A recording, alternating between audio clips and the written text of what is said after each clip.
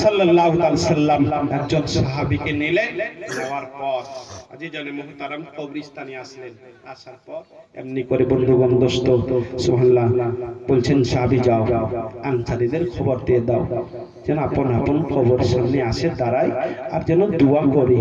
নবী মুস্তাফা সাল্লাল্লাহু তাআলা আলাইহি ওয়াসাল্লাম কবরস্থানের সামনে, কবরের সামনে हाथ तुलेছেন। अरे हमारी दुआ कबूल हो भी सकती है, नहीं भी हो सकती है। आपकी दुआ कबूल हो सकती है, नहीं भी हो सकती है।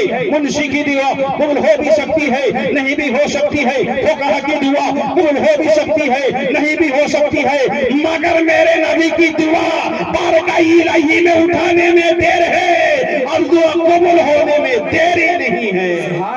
सुभान अल्लाह बेशक আমাদের দোয়া কবুল হতেও পারে, নাও হতেও পারে। এরাদার নবী মুস্তাফার দোয়া হাত উঠাতে দেরি, খোদার দরবারে কবুল হতে দেরি নাই।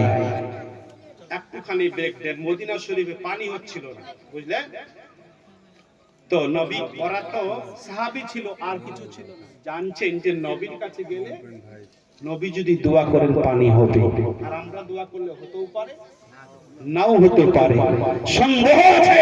ওরা সাহাবী ছিল বলে ইয়া রাসূলুল্লাহ দোয়া করে পানি যেন হয়ে যায়।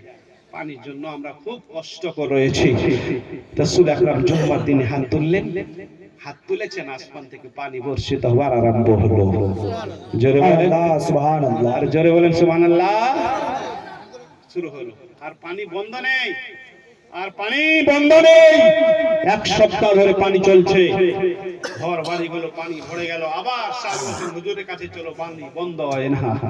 আবার আসলেন, হুজুর হুজুর दुआ फरमा दीजिए। एक दिन आया था पानी के लिए, तबारक व तआला पानी दे दिया था, पानी दे दिएছে, আর পানি বন্ধ হয় না। দোয়া করে জি মৌলভী চাই আল্লাহ যেন রাজি হয়, মুহাদ্দিস চাই আল্লাহ যেন রাজি হয়, ফুকাহা চাই अल्लाह जना राजी है, मगर मेरा रब चाहता है मेरा हबीब राजी हो जाए।